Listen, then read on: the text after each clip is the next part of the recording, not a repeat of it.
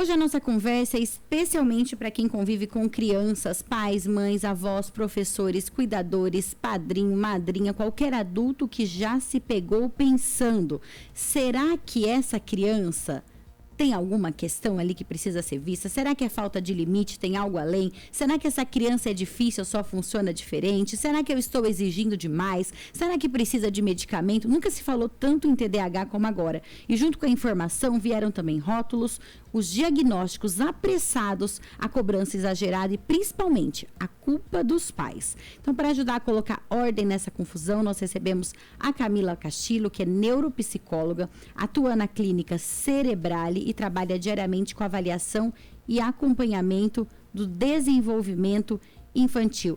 Camila, você que atende famílias que chegam exaustas, perdidas, muitas vezes até se sentindo fracassada na educação dos filhos, a nossa intenção hoje é ajudar a entender como funciona o cérebro da criança com TDAH, porque que quando isso, a pessoa, né, o cuidador, ele entende isso, muda a forma de educar, de cobrar e também de conviver. Então, seja muito bem-vinda, é uma honra recebê-la aqui.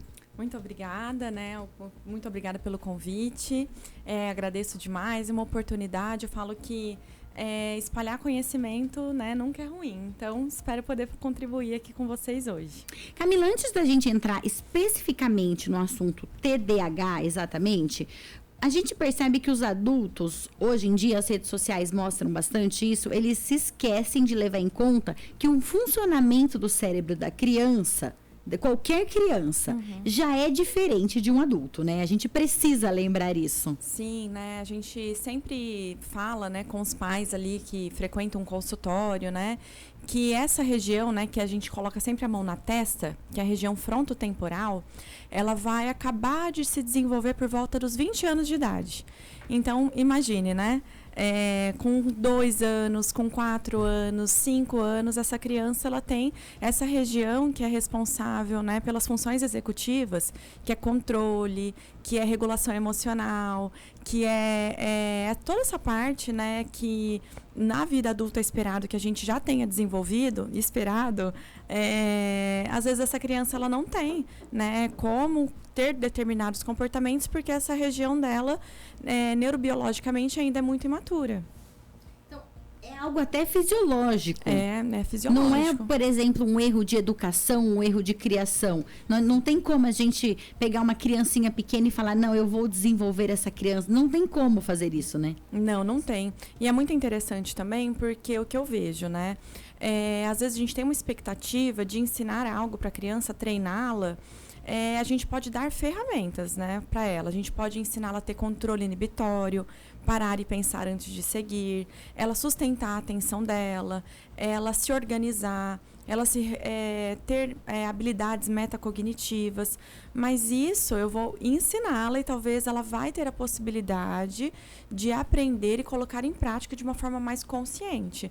Mas esperar que a criança sozinha, ela vai desenvolver essa habilidade, porque eu estou chamando a atenção dela, né? Eu falei várias vezes, filho, não faz isso, e que ele vai conseguir sozinho entender que aquele comportamento dele não é adequado, é impossível. E isso que você está falando vale para todas as crianças, né? Todas as crianças. Crianças que não têm diagnóstico, né, no geral.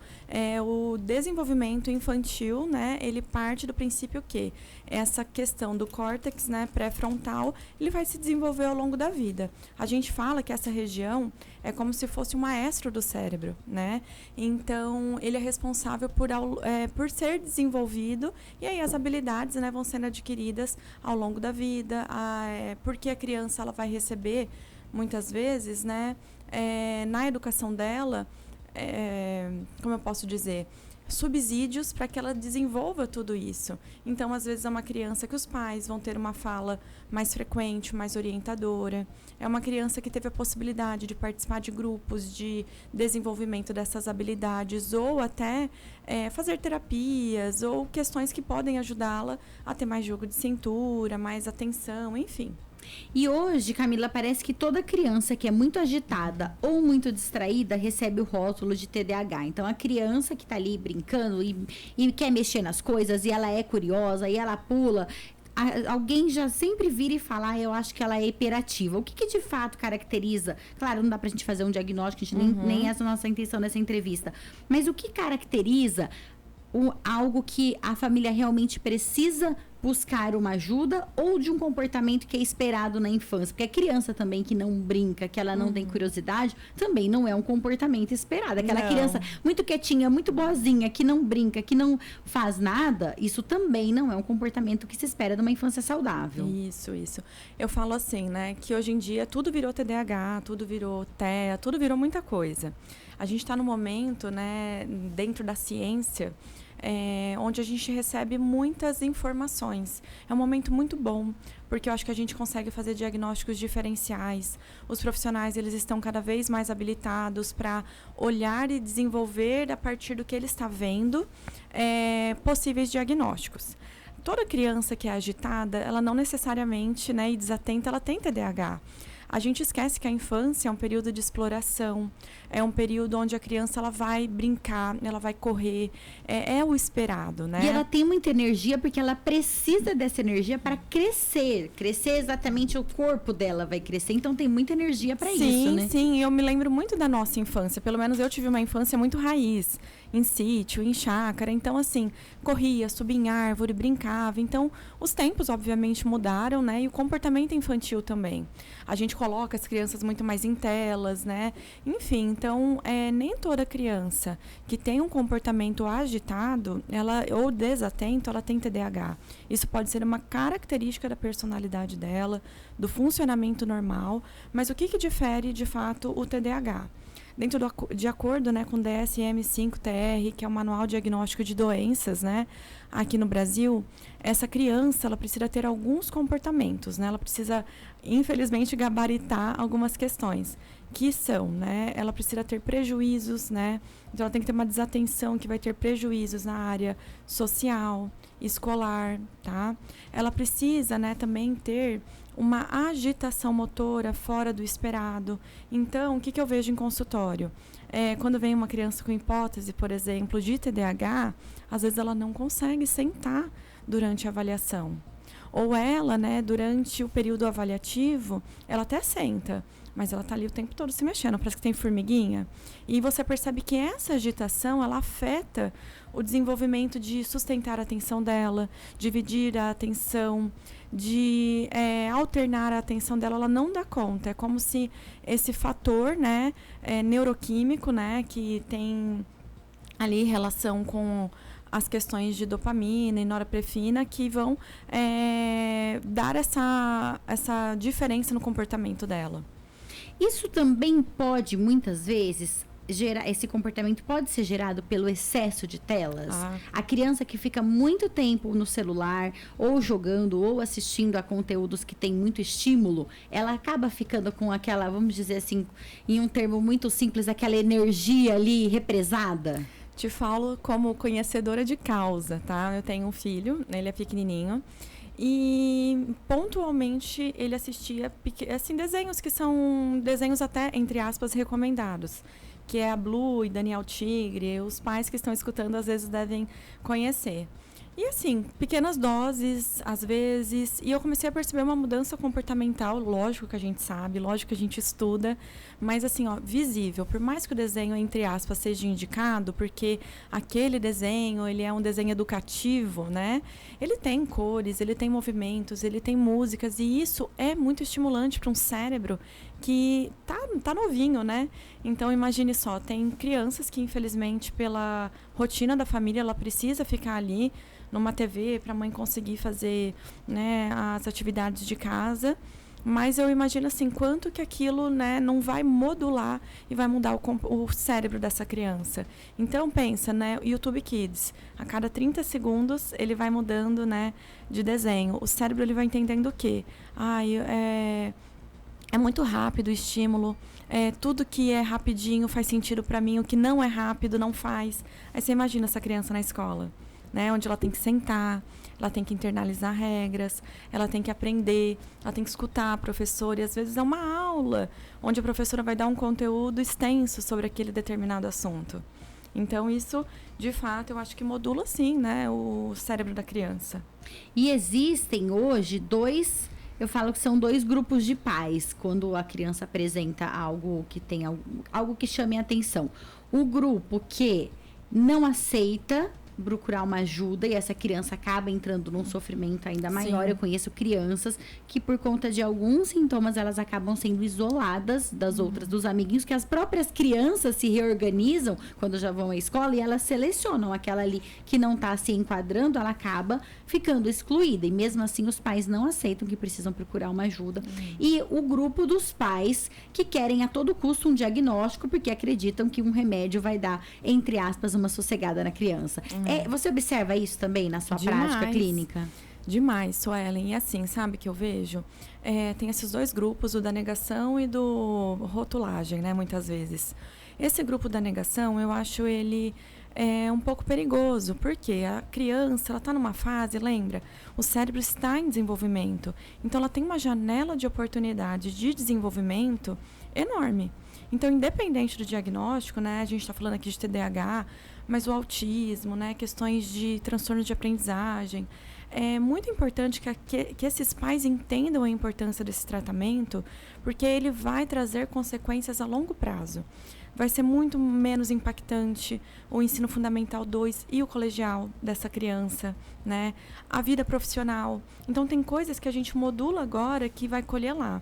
E, às vezes, sabe o que eu escuto? Isso me deixa extremamente triste. Mas eu também era assim, olha onde eu cheguei.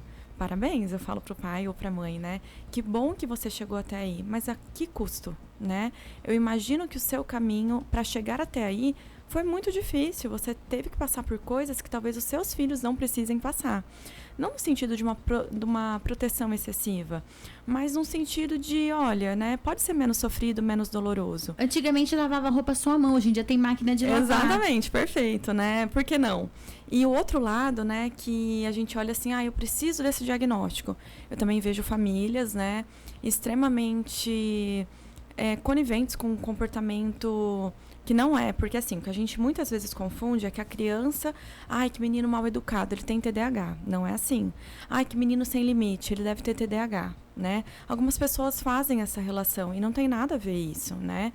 É uma questão do funcionamento do cérebro. Então, tem pais que por conta de não conseguir, às vezes, não vou dizer educar, mas colocar limites naquela criança, é muito mais fácil justificar essa falta de limite, né? Com um diagnóstico. Ele é assim porque ele tem TDAH, e nem sempre, né? A criança, né? O pai, quando ele precisa desse rótulo, ele precisa, talvez, para ele se acalmar e justificar algumas questões. Não estou generalizando, mas Sim. eu vejo muito isso também, né? Eu preciso que ele tenha alguma coisa para que eu possa explicar para as pessoas, né, o porquê que ele age assim. E muitas vezes ninguém está falando aqui sobre culpa, não é nossa intenção. Eu também sou mãe, eu sei o quanto isso pesa. Sim. Mas muitas vezes é uma culpa porque eu não estou conseguindo educar exatamente aquela criança por limites, ensinar para ela algumas coisas que ela deveria estar aprendendo dentro daquela faixa de idade. Seria isso? Isso, porque assim, pensa só. Às vezes, quando a gente tem uma criança com TDAH, com toda essa falta de limite do próprio funcionamento, porque ele não vai ter um controle normal, né? Digo normal no sentido assim, ele não vai ter condições de fazer ali uma modulação de controle inibitório. Eu vou parar e pensar antes de seguir. Os pais, muitas vezes, vão ter que ser as funções executivas da criança por esse momento. E é muito exaustivo, não é fácil. Então, imagina só, né? Eu me colocar numa posição que ao invés de eu falar, nossa, esse menino não para quieto, nossa, esse menino, olha que falta de educação, olha que o jeito que me responde é atravessado, e isso gera uma raiva natural, eu pensar, o cérebro dele funciona diferente. Então, o que eu posso fazer, né? Quais são as ferramentas que eu vou dar para essa criança, que eu vou ensiná-la para ela conseguir, de repente, com a minha ajuda, a fazer isso. Então, isso gera menos confusão dentro de casa, né? E, às vezes, maior aderência da criança. E o que seria um exemplo disso, por exemplo? Você teria algum exemplo? Sim. Olha, vamos pensar, né? Às vezes é uma criança que eu falo, eu chamo meu filho para fazer tarefa 20 vezes e ele não vem. né? Então, às vezes... Isso é para criança com TDAH ou qualquer criança, uma, qualquer né? criança, né? Mas a criança com TDAH, por ela ter essas questões que eu falei ali daqueles neurotransmissores, às vezes ela vai se... Porque a criança com TDAH, ela foca em coisas, às vezes confunde os pais. Na hora de jogar, ele vai ali, ó, que ninguém precisa mandar. Na hora que ele vai pro joguinho... E fica horas jogando, não tem problema de falta de atenção. Nenhum, né? Então, assim, por que para isso ele vai sem eu precisar mandar e para estudar ele não vai? Porque tem a ver com questões motivadoras, né? A motivação do TDAH ela é diferente. Então, às vezes, para essa mãe que chama essa criança 20 vezes, ela tem que fazer diferente, né? Ela tem que falar, filho, eu vou começar um exemplo, tá? Eu vou começar esses 3 exercícios com você e, de repente, depois os próximos eu vou te acompanhar aqui de longe e o resto você vai fazer sozinha. Então, é de fato, né? Às vezes, sentar naquele ambiente que a criança está, ir ali no chão com o caderno e fazer ali mesmo com ela. Eu não vou esperar que talvez essa criança ela vai ali para a mesa de estudos e sozinha ela vai conseguir se concentrar. Ou, né, outro exemplo também de uma criança com TDAH. E também para todas, mas a com TDAH nesse sentido motivador. Não quer tomar banho, né? Então, se é uma criança pequena, vamos tornar esse momento do banho algo mais divertido. Então, por exemplo, para os pequenininhos, nossa, vamos ali no nosso barco para fazer uma aventura ali nesse mar, que tá, sabe, tornar esse momento mais atrativo, onde esses neurotransmissores eles possam, entre aspas, ser ligados e isso ser mais motivador e ser mais divertido. Porque às vezes a criança está brincando e você fala, vamos tomar banho. Ele não quer parar o que está sendo gostoso, então eu tenho que transformar aquela brincadeira daquele momento em outra que também vai ser divertida, né? Então, às vezes ensinar para a criança que interrompe muitas conversas de adulto, estratégias, segura aqui a blusa da mamãe e assim que eu conseguir, né, finalizar a minha conversa, eu vou olhar para você e eu vou te responder. Então, a gente vai estar dando ferramentas para essa criança conseguir, né, ter controle inibitório, para ter motivação, organização, planejamento, enfim. Camila, e a partir de que idade pode ser feito o diagnóstico de TDAH? Enfim, né, hoje em dia eu recebo às vezes alguns encaminhamentos de crianças muito pequenininhas. Então, eu acho um pouquinho complicado, no sentido que, às vezes, os pais vão com expectativa de já sair de lá com o diagnóstico fechado, e não é. Às vezes, é um diagnóstico para acompanhar. Então, há indícios nessa criança que a função executiva, as questões atencionais dela funcionam rebaixadas. Então, é um sinal de alerta. Mas, geralmente, a gente consegue perceber melhor na fase escolar mesmo, de alfabetização, que é onde a criança ela não consegue, na verdade, acompanhar, né? Por quê? A professora está explicando, mas, né, na nossa época a gente fala, a criança entrava ali no fantástico mundo de Bob.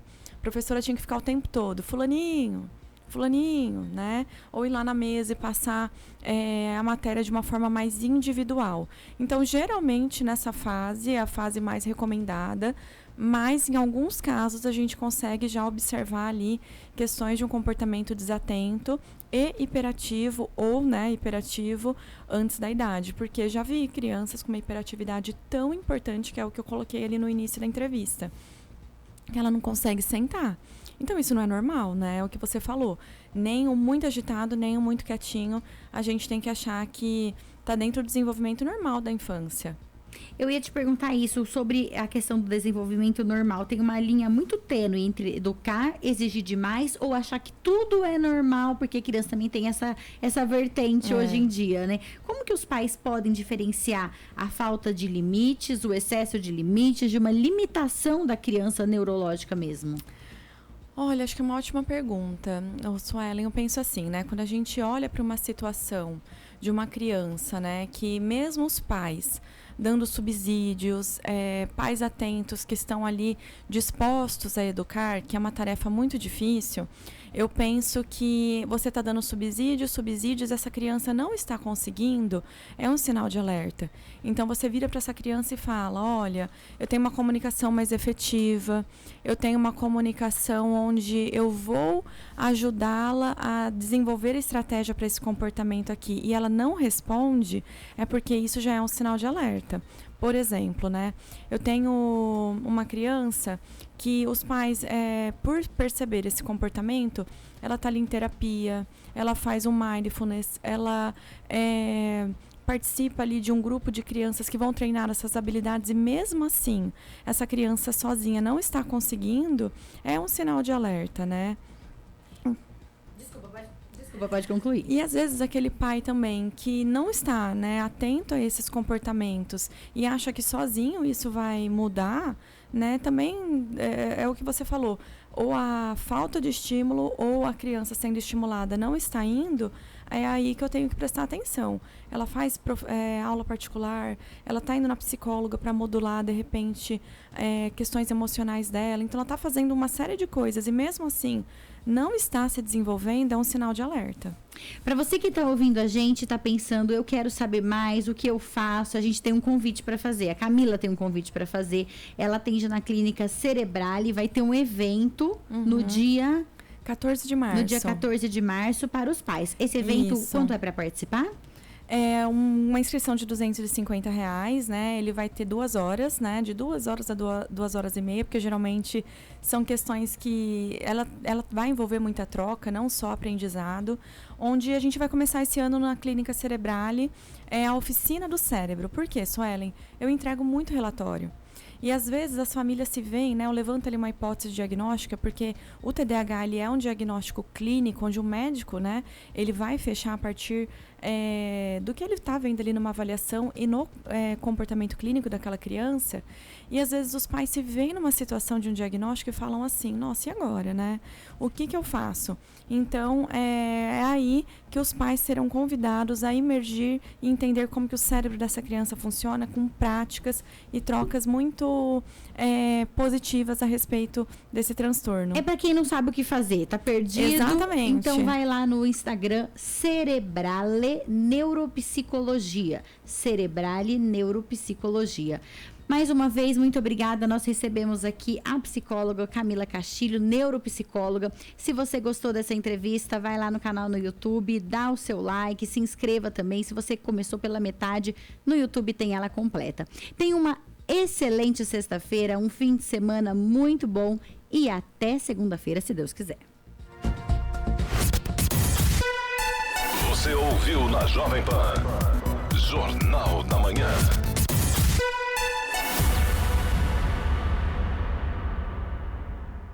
Nelore Corretora de Seguros, o melhor estudo de seguro da sua lavoura, automóvel, residencial, empresarial, máquina agrícola, do seu celular,